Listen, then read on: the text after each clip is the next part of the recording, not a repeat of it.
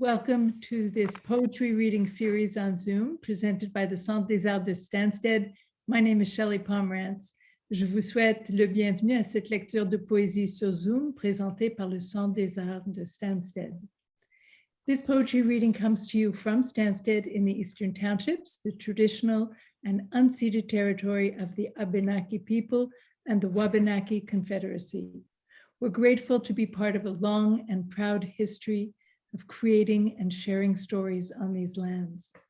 Today we'll hear a reading from the poets Shannon Webb-Campbell and Douglas Walbourne-Gough. Both are members of the Qalipu Mi'kmaq First Nation and both currently based in Kjipuktuk, also known as Halifax. And from what they tell me, they are practically neighbors, but we'll hear more about that from them. First, a few words about this event. I invite you to close your mic and your camera during the reading. If you want to comment on a poetry on a poem that you hear during the event, or if you have a question for the poets, just put your comments or your question in the chat section. And at the end of the reading, I will put your question to the poets, and I'll also ask them some of my own questions. At the close of the event, I'll ask you to open your mic and your camera when you can have a few words with the poets and with each other, if you like. And now to introduce the poets. Shannon Webb-Campbell is a member of the Qalipu Mi'kmaq First Nation. Her books include Still No Word, published by Breakwater in 2015, I Am a Body of Land, published by Book Hug in 2019, and Lunar Tides, her latest book, published this year by Book Hug also. Shannon is a doctoral student at the University of New Brunswick in the Department of English and the editor of Visual Arts News magazine. She lives and works in Kjipuktuk, or Halifax, Nova Scotia. Douglas Walbourne-Gough is a member also of the Qalipu Mi'kmaq First Nation. He's from Corner Brook, Newfoundland, though he currently lives in Kjipuktuk. His poetry and reviews have appeared in journals and magazines across Canada. He's worked in an editorial capacity with both the Fiddlehead and Riddle Fence. His first collection, Gulch, appeared with Goose Lane Editions in 2019 and was named winner of the 2021 E.J. Pratt Poetry Award and was shortlisted for the 2020 Raymond Souster Award and the 2019 Derek Walcott Prize for Poetry and the 2021 Newfoundland Reads Award. It was also nominated for the 2020-2021 First Nation Communities Read Award. He holds a Master of Fine Arts in Creative Writing from UBC in the Okanagan, and he's currently pursuing a PhD in creative writing at the University of New Brunswick, Fredericton. Welcome to you both. It's lovely to have you here. And I think with that, I'm going to hand things over to you. And Douglas, you're going to read first, correct? Yes. Okay. Here you go. It's all yours. Well, first off, Walaliach to everyone involved, to everyone attending, and to Shannon for suggesting my name to be part of this evening. Very happy to be here. First, as a quick moment of positionality, if anyone has a copy of Crow Gulch, you may notice on the back, I refer to myself as a mixed/adopted Mi'kmaq. The reason being is my status comes by way through my father, and he is my adopted father, technically speaking. He's been my dad since I was 2 years old, and is the only, as far as what a father does and is, he is the only one I have ever known. Yeah, so I always like to be a little bit upfront about that. And I'll get a bit more into like why that is such a thing for me in a later poem, but I always feel it's important to talk about it up front to be as transparent as I can, because it can be a bit of a confusing way to describe oneself. All right, gonna need some of these. All right, let's see. Yeah, I'll start off with a poem called Cedar Cove Revisited. So Cedar Cove is a beautiful place. If you ever visit southwestern Newfoundland and you get to the Bay of Islands or Almastagweg, If you drive all the way down until you can't drive any further, you end up in Little Port. And then if you leave from Little Port, you can go either around the back of or up over the top of something called Little Port Head. That'll lead you into Cedar Cove. I first discovered the place almost at the same time I discovered John Steffler's poem, Cedar Cove. And so both his poem and the place itself, I was just immediately very taken by. But specifically Cedar Cove itself, it's the first place where I ever truly felt the power of land, the presence of land, something that once I experienced it, it's like something inside me shifted a little and never shifted back. And I'm so very glad that it hasn't. So I spent 4 or 5 years trying to write my own Cedar Cove poem and finally stopped emulating John's. But in the spirit of that, Cedar Cove Revisited is dedicated to John Steffler. No straight lines here to square yourself. Even the horizon reads harsh. Gray seas, but shore and sky. Bearings taken from the hunched back of Guernsey Island. Here, hands were rough-hewn, akin to the volcanic coast. Digits of crag crammed close, clamped on spades and hatchets, mended nets, clung to what little food this shallow soil allowed. Nails worn blunt and broken, bulged knuckles, gnarled from the brutal fusion of Earth's work. Land this old knows better than to beg, knows you'll come back hungry. Questions circling your skull like a flock of gulls. Accept this rock, its odd love. Just before I move on to the next, how's the sound on my end? Wonderful, thank you. Fine. I think, yeah, I'll go into the next one called A Backward Glance. And it's, I grew up in a public housing section of my hometown of Corner Brook. And I just have all of these very distinct memories of how, obviously, it was a bit of an impoverished place, but it was also a very communal place. And it's such a formative time in my own life. I just remember the images, I remember the people, I remember the songs on the radio at the time. And I'm just always kind of enamored at how I can hold all of these crystallized memories, these images so well in my mind, and yet also constantly be intaking all this constantly new information. So I'm just thinking about that slow slip between when something is nostalgic, outmoded, current, contemporary, cutting edge. Dunfield Park, 1987. All the latios and denims, the odd Steve Miller Band t-shirt, the Eagles, Nazareth, skin long past burnt, flakes and strips, peeled and picked each evening between cigs by girlfriends in perms. Tight ringlets like waterfalls against bare shoulders, teasing skin into birdsong. Outdated. A small fleet of Chevettes, K-cars, the odd S10. All painted trim-clad flat black, rolled on thick between beers. Sorry, excuse me. There's a lot of noise in the background on my end. I've got to go put a stop to it. I'll be right back.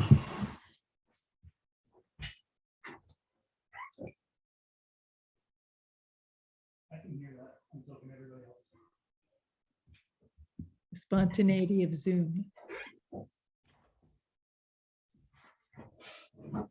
Okay, my apologies. That's my partner's child enjoying a television show a tiny bit too loud. Okay, second stanza. Small fleet of Chevettes, K-cars, the odd S10, all painted, trim-clad, flat black, rolled on thick between beers. Cases of Molson 50 stubbies sweating on the floor out of the sun. One of the older fellows walks by, chats about the heat, offers a nip of Seagram's to share a toke. CCR's the working man, keeps them all busy enough not to notice they'd rather be trouting, rather give in to this midday heat, dodge down to the corner market for another does box, a pack of de Maurier Kings, maybe chat up the new cashier with the Pat Benatar haircut. Something about the color of things then, something mono, something VHS, AM radio about it all, concerning aspect ratios, pre-pixel. Something so believable in its seeming impossibility that we used to smoke in hospitals. Cars only had mirrors on the driver's side, bench seating. That someone was still considering the lunar landing, still mildly amazed by color TV, or how we ever got over 2 world wars. Always letting go of what we know, how we live on the future's brilliant, polished edge.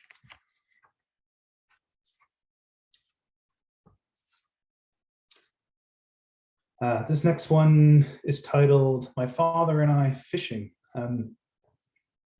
So I grew up in a canoe, basically harvesting trout. It filled our freezer. We, gifted it to other people who couldn't get any. Sometimes we ended up trading it for rabbits or different kinds of fish. But over the course of the years, from a boy into an adult, in doing this, the canoe also ended up becoming this place of lesson, of learning, became sort of a classroom. And so I thought about the things that my grandparents passed down to my father, and then he's passing to me in this canoe. And so I started to think about him sitting across from me and the generations behind him coming in toward me. And then if I'm to pass this on to anyone ahead of me. And then I also started to think about the different layers of sky and then surface and then depth below. And I just kind of thought of it as a bit of an interstitial place. And it does start with a short quote from John Berger. Home was the center of the world because it was the place where a vertical line crossed with a horizontal. Our old canoe nudges the pond's silver skin. Paddles pull through cloud-spackled sky as we set hooks in the mouths of brook trout. Breaching fish become bullseyes. Our hand-tied flies flicked forward, then a flash of fin and splash, broad, buckled half moon and reward.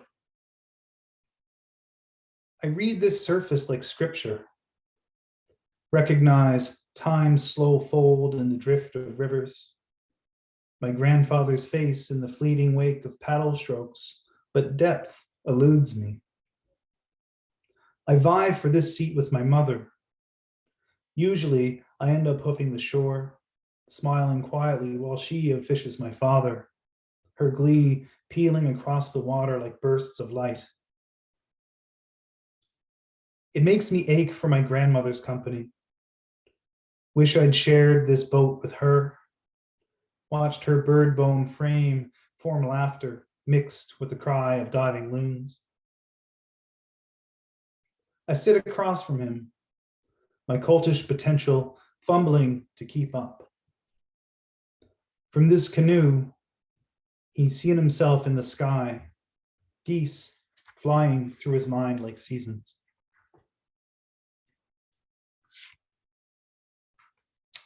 I think I'll just do 2 more. Let's see. I'll do 1 more from Crow Gulch and then I'll read a new piece. Yeah, just fitting since just spoke about my dad, I'll read this poem about my mother. It's named after her, Geraldine Winifred Walbourne. One of the last poems to be written in this collection, but also one of the most difficult because I just didn't know how to end it, because how do you write about somebody who's everything at once to you? And the end of this poem is something I wrestled with a long time, and then I realized I didn't need to wrestle, I just needed to recognize where I needed some humility. Geraldine Winifred Walbourne. Toronto born, city slick until the family moved back home when she was 15. Watched the CN Tower go up. Got to see Queen live in 78. Bohemian. She looks like Princess Diana, the light eyes and height, her noble nose perfectly askew, sculptured. Back on the rock, living out of a tent until they saved enough to rent, bathing in Grand Lake until November. Cold water became laughable. She still sleeps with the window open year-round. Birthed a bastard boy at 22. Moved back to Brampton, lasted a year or two before flying home to face her father, newly minted Pentecost pastor. Friction. The boy's father, nowhere, despite child support court orders. Show me the money. She found sitters, worked behind counters, behind sewing machines, behind ovens, behind our kitchen sink, our stove, behind every piecemeal bi-weekly paycheck turned place to live or enough to eat, behind every scrap of clothes that kept the boy warm. At 24, she meets my father. The night she meets him, she loses her grandmother, jokes about him being cursed, bad luck. This young buck from the wrong side of town, his last name both preceding and dragging behind him like a loose bootlace, a bad fit. Long hair and denim, cowboy boots, a face like Bo Brady, but shy. This is where I truly begin, age 2. She's still Mercury to me, steeled against life's battery of bills, deaths, family politics, but her laughter is liquid light filling rooms to burst. Her mind is magma, is scalpel sharp, is Scrabble smart, is an eternal summer solstice. Her heart? Things of this depth I'll simply never know. I'm sorry to anyone, it's a bit confusing. The word father is used for 2 different people in 2 different contexts there. Anyway, hopefully my prefatory note at the beginning of all this put that into some sort of a clarity. And from that poem, I'll end with one that I almost didn't read tonight. It's a bit of a difficult one for me personally, but with some encouragement from everyone at the beginning, I have decided to go ahead and read it. It's called Status, although it's slowly morphing into the second part of a longer poem. But basically, it's sort of trying to write my way into making sense of what it is to be a Newfoundland Mi'kmaq person in the context of the Qalipu enrollment process, but also in the context of Corner Brook and its social history, its industrial history, the fact that it's a place that was founded on an industry that actively excluded employment based on race and had a planned company town within the town, same exclusions applied. So there's a lot at work here, and I'm still trying to figure it all out and write it out. But yeah, I'll finish with this one. And Shelley, because you gave me the confidence to decide to read it again, I'll dedicate it to you. Status. Actually, sorry, before I begin, I should also preface, if you haven't picked it up from the previous poems, my mother's father was a Pentecost pastor. Him and my grandmother were missionaries in Labrador. My dad's side of the family, Mi'kmaq side of my family, very not missionary, very not Pentecost, very, very different realities and personalities. So I've been trying to figure out what my perceptions are of both sides of the family, and trying to wrestle with the family history, but also to be fair to that history the more I learn about it, and also be very confused and ask questions out loud. I'm waist deep in Parsons Pond, my mother's parents in the water with me. Instead of dunking me under in Jesus' name, my grandfather, Pentecost pastor, gently falls backward. A small kick from his legs, he says, "Sure, I can lead you beside quiet waters, but why can't we just go for a swim?" Nan, all grace and sunglasses, floats by with a crossword, asks, six-letter word for social rank, starts and ends with S. My father's folks paddle past. The phrase, "teach him to fish," runs the length of their canoe. They raise their mugs of tea with a wink as they tow the sun across the sky. Their grins possess a knowing I can't quite place. I don't realize I'm floating on my back until the moon appears above me and the pond's gently in my ears, whispering, "as above, so below," in the voices of both my grandmothers at once.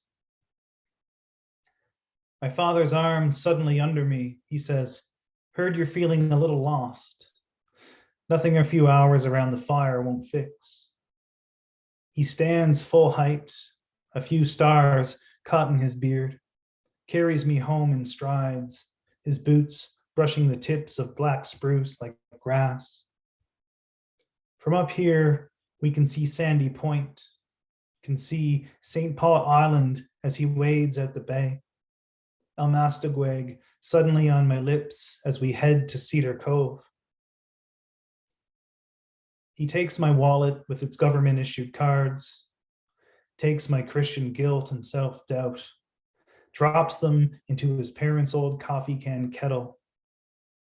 I ask, why can't I just burn it all? He hands me some matches and nods behind me. My mother steps in from the surf on a wave of rolling capelin. She says, "Some things we shed, some we're steeped in."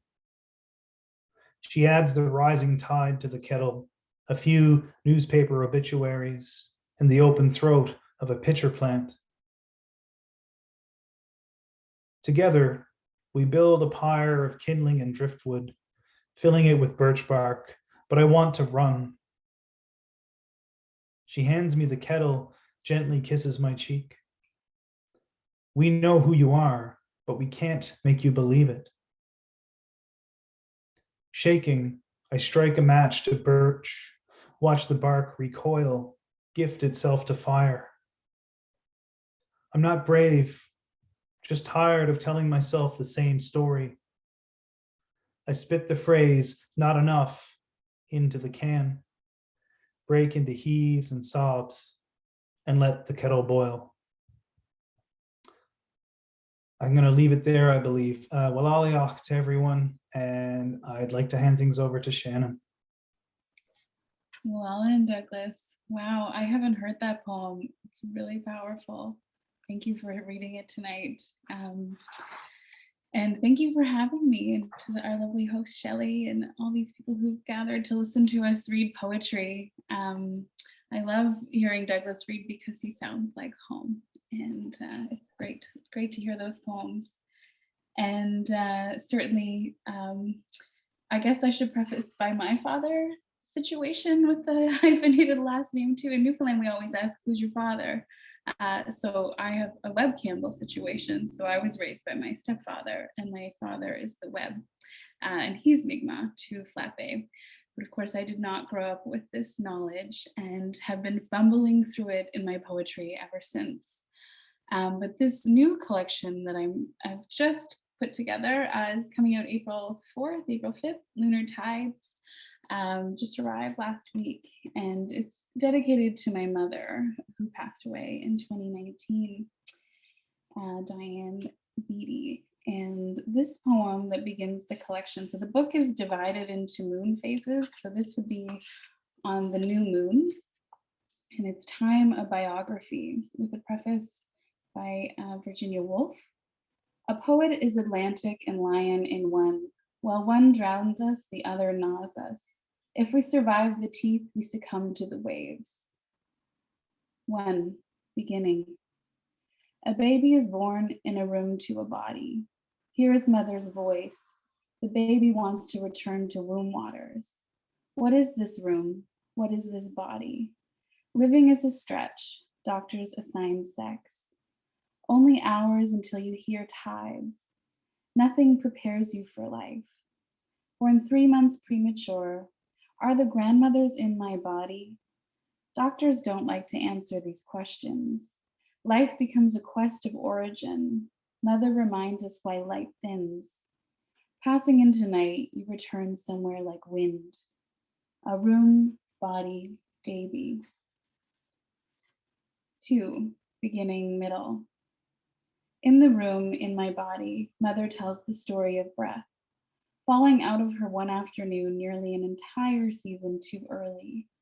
The nurses pushed plastic tubes up my nose, put me in a glass box. Was she in the room? Was I once in her body? Birth explodes a new kind of meaning. Nothing prepared my mother to mother. Sex assigned her body. The hospital staff told her to go on home. I needed to keep breathing. Nurses took me away and she was left to imagine holding her baby. Grandmother was islanded in time thousands of miles away. A room, a body, waves. 3. End. Grief takes up with body. Mother never peed in front of me. Illness yellowed her and took her socks. Palliative care is a 10th floor view with an aluminum garden overlooking the city. Called in the middle of the night to be with her. Kin piled in cars, drove downtown, followed highway lines. A woman who wanted us there when she stopped breathing. A mother whose body never felt at home. Death exhausts in spectacle. Nothing prepared us for our last morning together. Was I in the room? Was she in her body? I sat in the hospital window while her tiny 60-year-old body slept. I couldn't take my eyes off her chest, watching her labored breath become a final hour. It's okay to go. I imagined a baby cradled in my arms, the way she once held me. Passing my baby to her, I cried oceans over them. This is the closest I get to giving her a grandchild. The room, the body, mother. So some of these poems have been made into a classical music suite by duo Concertante. They're a duo from Newfoundland, Nancy and Tim, violin and piano. And they put together a whole project based on the title of this poem, Ecology of Being. And I worked with Melissa Hoy, who's a composer based in Montreal, who teaches at McGill.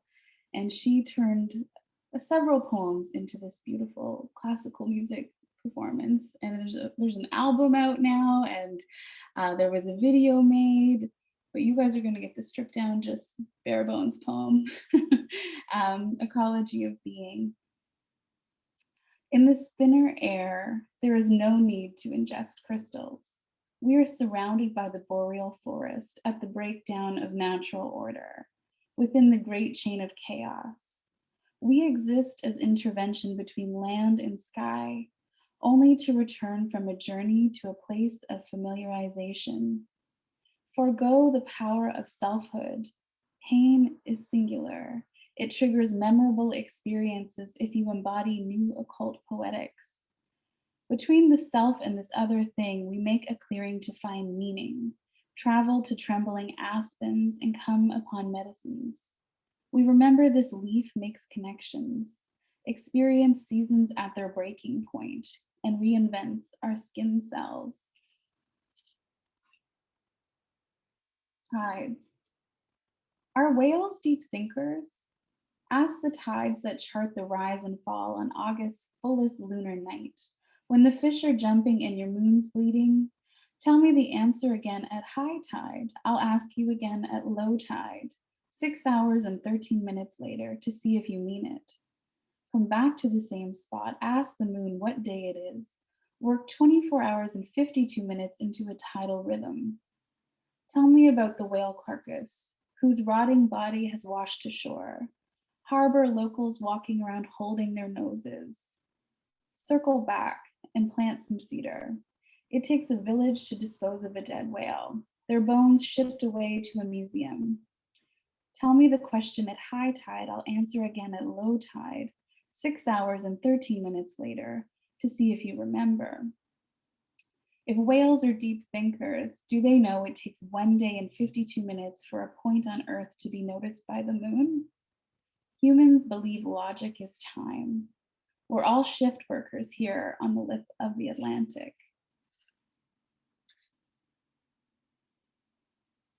So I will go a little further into the moon phases. This is in waxing crescent. I really thinking of Douglas's fishing poems. This is my codfish poem.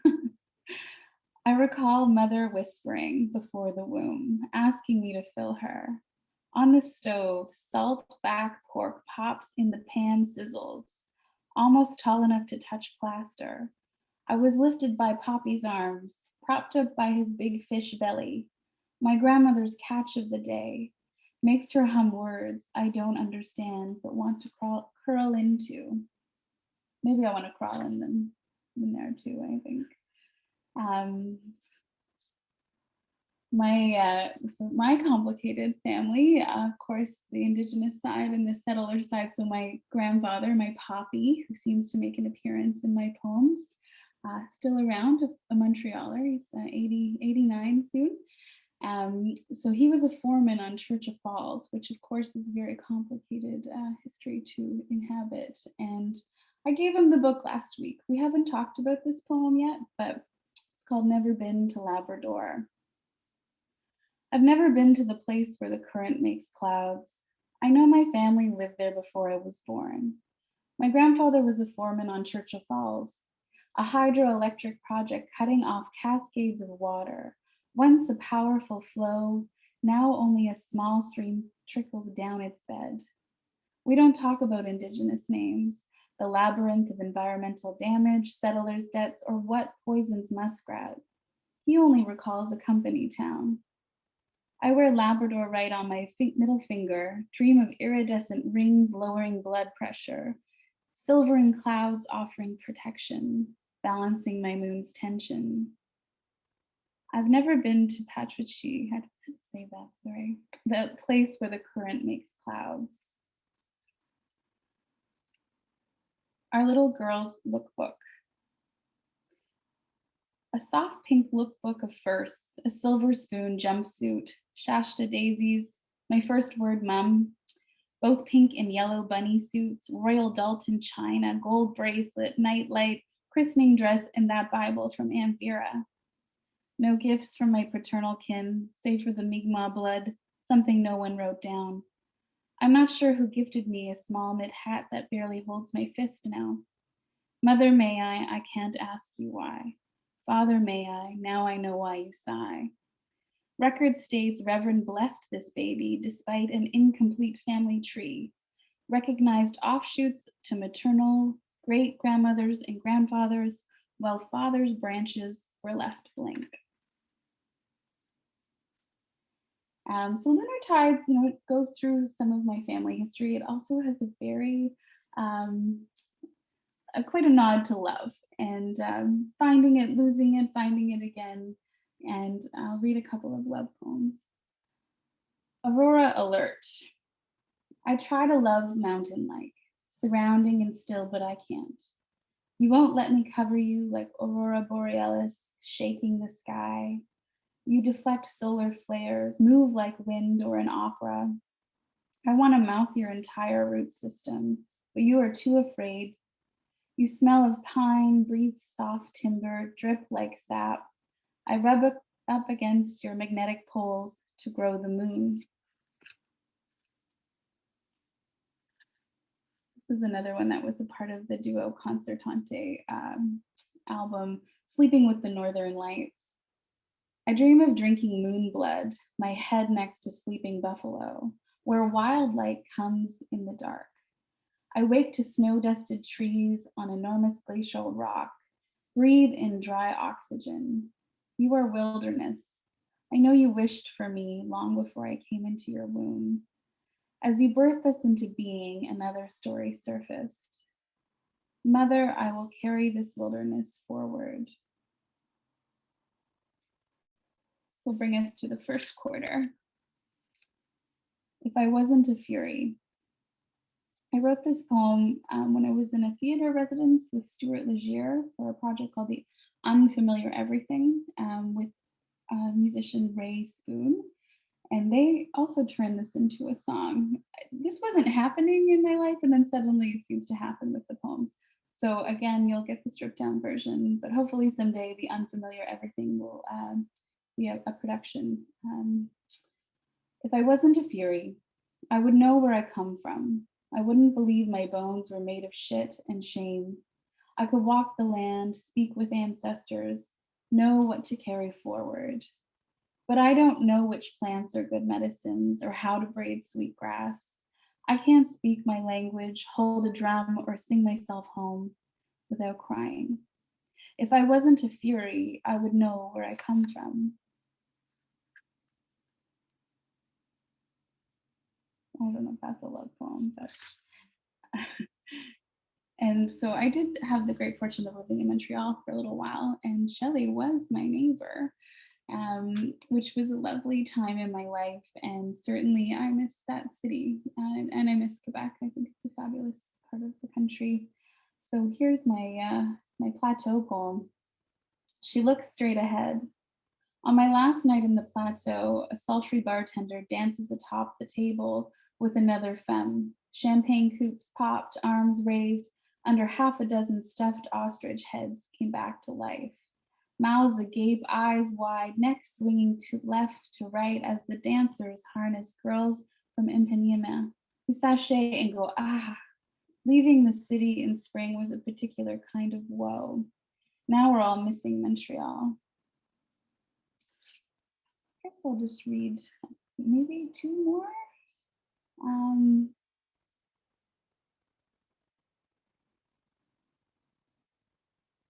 I haven't read out loud from the book to anybody but myself, so it's kind of fun. All right. I'll read Moonstruck. I'm like the wind, made of grandmothers and moonstone. I dream in the seventh crown, the blue-white sheen of feldspar. Lovers put lunar stones on their lips when the moon is full to see a future. If we ever marry, will you give me moonstone? Could you pop it right in my mouth to kiss off other dimensions? Or shall we go deep, spiral inward and cycle life? Tides become moonstruck. At the pull and release of rhythm, we will face strange animal behaviors when energy grows and power wanes. Your grandmothers, my grandmothers, guides who nurture us both rail us into action, calling me down to the dirt, shifting us towards seedlings in honor of their deep feminine. They bring us earthbound to season. And because you guys had Marilyn Dumont as your last poet, I think it's fitting to end with this letter from I'm a Body of Land, which was edited by Lee Miracle. Also a nod to Douglas's Status poem. For those who don't know, Joey Smallwood led Newfoundland into Confederation, and we're still fighting him in some form as members of Qalipu Mi'kmaq First Nation or anyone who identifies as Indigenous, because he said there were no Indigenous people in Newfoundland. Letter to Joseph R. Smallwood after Marilyn Dumont's letter to Sir John A. Macdonald. Dear Joey, I'm still here and mixed Mi'kmaq after all these years. You're long dead, yet Confederation couldn't stop Newfoundland's ongoing colonial violence. You continued so unapologetically, telling Ottawa there are no red Indians. Nancy, April, we killed them all. And you know, Joey, after all your declarations bowing to the settlers, we're still here. We remain Mi'kmaq despite stolen status cards. None of us landless, all of us caribou. Allowing for listening. Thank you. Douglas, are you going to read some more? No, that's actually all I had planned to read. Okay, We that's decided fine. we do 5 or 6 each. Yeah.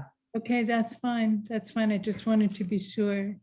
Thank you both very, very much for that beautiful reading. I have a few questions for you. And of course, if anybody listening wants to put a question in the chat, that would be great. Jennifer Andrews says, thank you for a fabulous reading. And I guess Thanks, Jen, for coming. Shannon, I have a question for you first.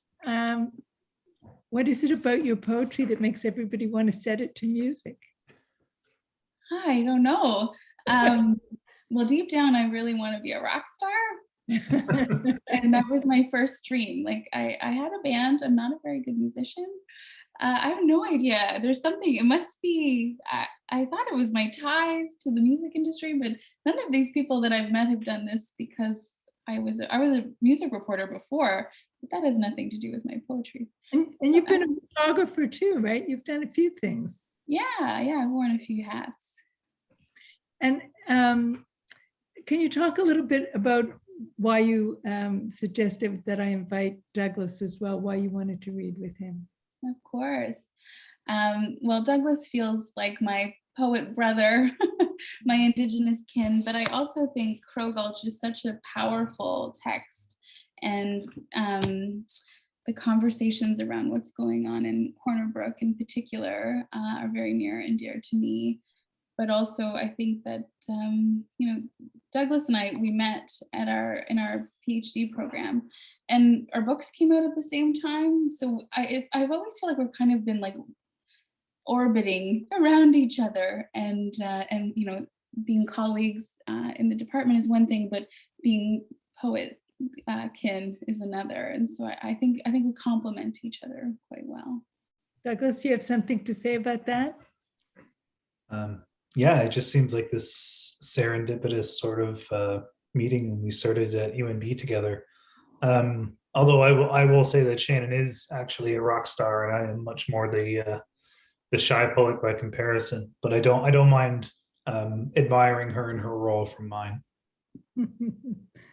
Okay. One of us is rock and one of us is air. We're solid like the rock, I think. And Shannon, I'd just like to ask you a little bit about your poems beginning, middle, beginning, and end. These are such deeply personal poems about your mother, about your grandmother, about yourself, about your birth, your mother's death. What is it like? What was it like for you, the act of writing these poems? Well, I mean, I started writing as my mother was passing, and certainly in the months after, probably as a means to stay connected to her in a way. I don't know how she'd really feel about this poem though. She's going to take it up with me later. But this, like that poem in particular, I also was taking this class on Virginia Woolf. I'd never read Virginia Woolf, and I read everything by her just as the semester my mom died. And somehow writing this poem, gave context to where I came from, where I started, but also she's ending, and this idea that I can't give her what she gave me, right? And the questions that I think I still have, like, how did I get here? I mean, I know how I got here, but sometimes I feel like that's a way, there was a way in to stay with her a little longer. And And as I wrote that poem, like now I think of people who lost family members in the pandemic and didn't get to be with them, and how grateful for that opportunity, actually. And what is it like to take such personal poems and make them public? I mean, to put them in a book and to read them out loud. I think that's part of the process. One of the things about, I guess, not my goal, but why I read poetry is I'm trying to connect to something. And I think I'm writing poetry to connect to other people. And I don't think we talk about grief enough. So I think I've always been fairly personal in my poetry. I don't know how to be impersonal. And were you really born 3 months early? I was really premature. I've heard of babies who were 2 months, but 3, you're really a miracle then. I am a miracle. There's also that. I'm like, I was really small. Like I was 3 pounds, and literally my mom would be like, I don't really remember you being born. I just like, you came. And I was like, yeah, really quick. And I think about that beginning, like here I am, this little baby, I'm in an incubator, and here she's this young new mother who doesn't get her baby, and then the role reversal, to be there and be by her bedside and see her in her incubator of sorts, right? You both write a lot about family, about your grandparents, about your parents. You have that in common too. Oh yeah, they probably hung out somewhere. Douglas, do you want to say something about that, about writing these very personal poems about your family? Yeah, well, particularly like my father's mother passed when I was 8, and my mother's mother passed when I was 14.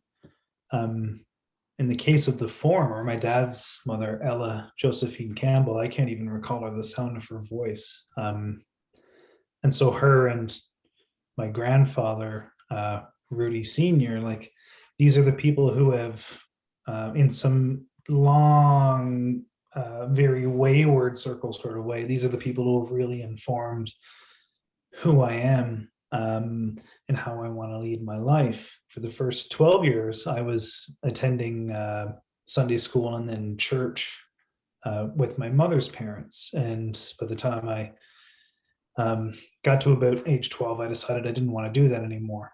But when my mom and dad married, it was also, who is this overly sensitive, picky eater, sook of a kid married into the family? And there was and still is some strange tension there from some of those members of dad's side of the family.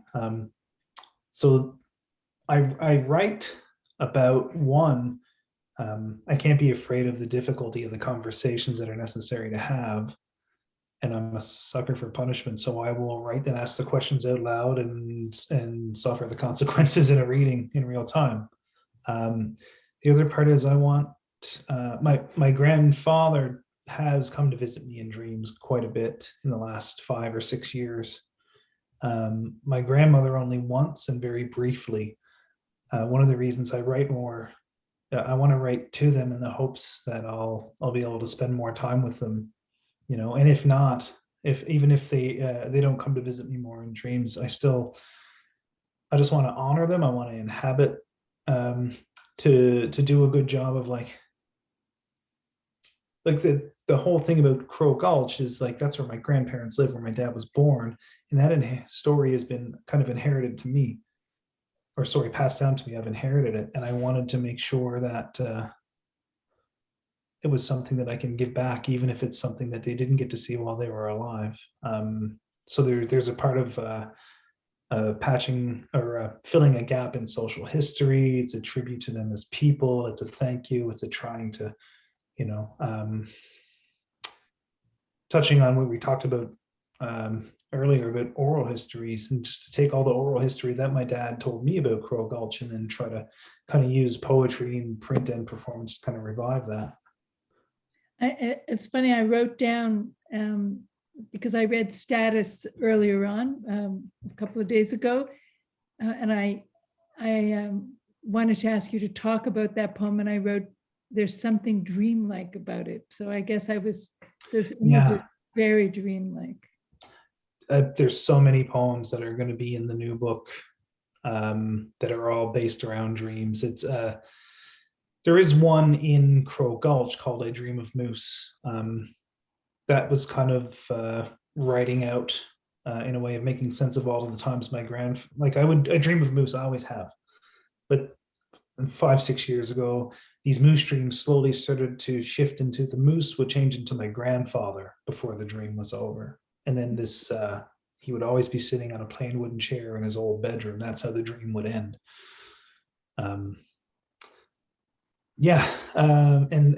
So there's going to be, I think, a series of poems called Visits from My Grandfather, perhaps. Status is based on one. There's that's going to be part 2 of a 2-part poem, the first part of which is also based on a dream. And I've never been, I've always been a vivid dreamer, but they've never really been part of my practice as a poet, but I don't think I can deny that anymore. I think it's time to embrace it. Obviously, you're both, I wouldn't say struggling, but you're both searching for identity. Is writing poetry a good way to do that, to lay claim to your culture? Shannon? Ooh. I'm like, is it a good way? Only if you do it the right way. Is it your way? Yeah, I think it's I think Douglas said something earlier about kind of like writing yourself into the conversation, or like asking these tough questions. And I think that's, part of this finding and sorting through identity has been, like, poetry has been a place for that. And I think there's something, explicitly like Newfoundland-esque about really wanting to bring your relatives with you everywhere. But it's also pretty Indigenous, right? But I would say the context of like writing about identity, I'd like to think I'm getting away from it, but I don't think that's ever going to happen, because I'm still asking these questions and, knowing I belong somewhere, but still wondering if it's my place. And I think having this mixed Indigenous settler perspective will always leave me with that, right? Like I'm seeing things from two eyes. There is a question here from Patrick Coleman, who says, lovely reading. Could each of you say a bit about the poets, aside from Marilyn Dumont, who've enabled or empowered you as writers, Indigenous or non-Indigenous? I could start that if you want, Shannon. Sure. But before I do, I just want to back to that last question for 1 second. I also think in the Newfoundland Mi'kmaq Qalipu context, asking the tougher questions out loud that a lot of people maybe aren't or don't want to talk about or sit with, because there's a lot of very uncomfortable, parallel, seemingly impossible things that are happening. And there's no switch that suddenly makes me, I'm no longer somebody who's from an island that's been colonized for almost 550 years, and switched to suddenly being the model Indigenous person or Mi'kmaq person. So I will take the heat of learning out loud in real time, but I will also make sure that there's documentation of the fact that this is no smooth transition. Just in terms of poets, I used to love, I still do, but I started out with John Steffler, Don Mackay, love the muscularity of the language, the nature stuff. Then I realized there's more to poetry than just assonance, consonants, and a little bit of enjambment. It's not to say that that's all they employ, but that's all that I was getting at the time. I started to read more nuanced, I guess, or vulnerable poets. I don't know. I don't even know how to say it. But I started to read people like Jan Kahn. I started to read people. I had the pleasure of meeting and reading a lot of work and talking poetry with Cecily Nicholson, Shannon Webb-Campbell, who's here with us right now. The poem Letter to Joey Smallwood was one of the poems that led me to believe that I could stand up and raise my hand and say, hey, I'm here in this context as well. poets like Ocean Vuong or Billy Ray Belcourt who are just leaving it. Like I just to see the vulnerability in that, and I just can't help but like say thank you, thank you, thank you. Oh my goodness, latest collection by Louise Bernice, Half Sky Dancer as well. Kinky and Disheveled. What a beautiful, beautiful book. And I'll leave it at that because I'll go on for 2 hours on that. That's inspiring. And you, Shannon? Yeah, I asked 2 PhD students who've done their comps recently what they've read. We're like, well, there's 200 books we could talk about here. But poets that have really influenced me, I mean, Susan Musgrave has been a huge influence. I would say she called out the poet in me. I did my master's thesis with her, and I didn't go into the program ever even thinking I could write poetry. And she made it so appealing because it was dangerous and magical at the same time. But I love her work. Of course, Lee Miracle, I am forever indebted to Lee and miss her fiercely and love her work. But I also love like Anne Carson and Sue Sinclair, Sue Goyette, all the Susans, Susan Gillis, she's great too. Recently, Megan Gale Coles put out a poetry book. I find Satched a pretty interesting poetic take these days for a Newfoundland writer, or Newfoundland-based writer. And yeah, I love Sylvia Plath too, like unapologetically love her. But yeah, those are some of the poets that I like these days. But there's so many amazing books coming out all the time. Like, There are. It's hard to keep up with them all, but I think you've answered Patrick's question. I think we're going to wrap there because we've hit 8 o'clock. It's not 8 o'clock where you are, though. It's 9 o'clock where you are, correct? No, 9 o'clock, yeah.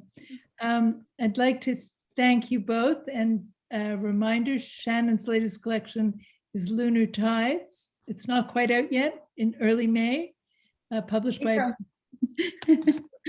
Book Hug, and Douglas' latest work is Crow Gulch, published by Goose Lane Editions. But you have another book coming out, correct, Douglas?